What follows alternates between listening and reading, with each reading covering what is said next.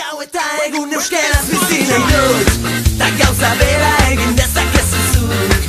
Euskaraz bizi nahi dut goizean goizik, ez da amespat nire nahi ala baizik. Etxean